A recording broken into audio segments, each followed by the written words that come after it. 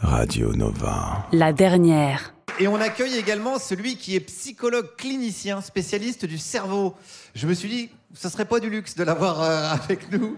On en a besoin. Je vous présente, mesdames et messieurs, Albert Moukébert. Merci. On t'écoute, Albert.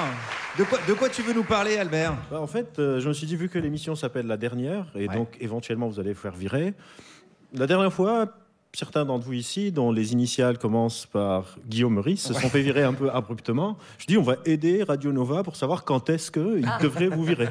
Donc, je me dis, on va trouver une sorte de méthodologie pour vous virer mieux. Ok. Tous les chefs sont à l'écoute. Donc voilà. Donc je vais les aider pour savoir quand faire. Donc je suis allé demander aux gens qui s'y connaissent le mieux, les cabinets de conseil, McKinsey, KPMG, etc. Et j'ai découvert qu'ils ont un truc de dingue qui s'appelle les KPI. Je ne sais pas s'il y a des gens qui connaissent ici les KPI, les Key Performance Indicators. C'est en gros des mesures de performance. Donc les KPI, c'est quoi ? C'est mesurer, noter et récompenser les gens selon combien ils font bien leur boulot pour savoir s'il faut les garder ou les virer. Et je me suis dit, on peut imaginer des KPI pour vous, par exemple, combien de rires par minute vous faites, combien de plaintes après l'émission vous recevez, ou combien de procès vous retrouvez avec, en sachant que plus vous avez des procès auxquels vous sortez innocent, et plus vous avez une chance de vous faire virer. Ce qui est un peu étrange. C'est paradoxal parfois, ouais. C'est un peu paradoxal, mais ça marche quand même.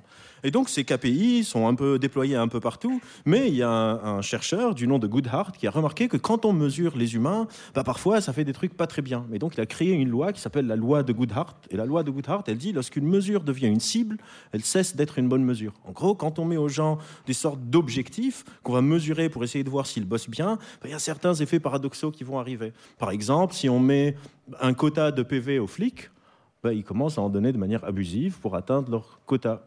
Quand on prend les médecins, on leur dit il faut faire un certain nombre de consultations par jour, nos médecins, je sais pas, ils s'appellent par exemple Paul et Lily, là, ils commencent à faire n'importe quoi et les médecins, vous avez l'impression que vous rentrez chez votre médecin, 5 minutes, vous sortez et bim, vous devez payer 80 balles.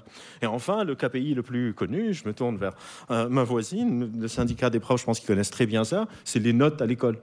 Les élèves, quand on leur dit il faut avoir une bonne note, ils sont moins intéressés par apprendre et ils sont plus intéressés par avoir une bonne note. Et donc, on va commencer à avoir du bachotage, se dire le prof, il a mis ce chapitre la semaine passée, donc cette semaine, ce chapitre ne va tomber.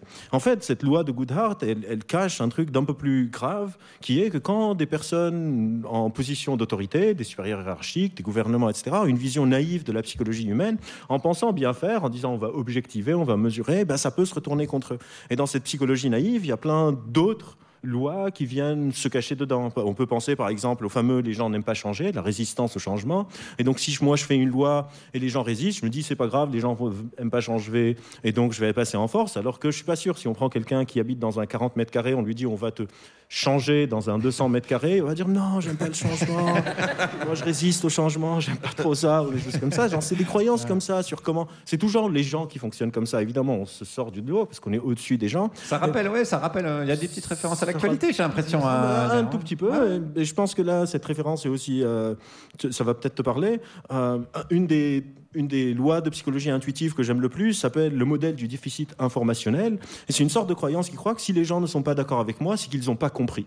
Moi, je suis un peu ça, moi. Et que donc, il faut faire de la pédagogie. Et donc, à chaque fois qu'il y a un problème, je veux passer, par exemple, une loi, je sais pas, une réforme des retraites, par exemple, et les gens n'en veulent pas. Alors là, on va dire, on n'a pas fait assez de pédagogie avec le peuple, il faut faire plus d'éducation.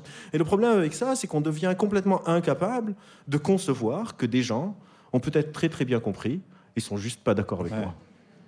Très bien, c'est limpide. La dernière. Nova.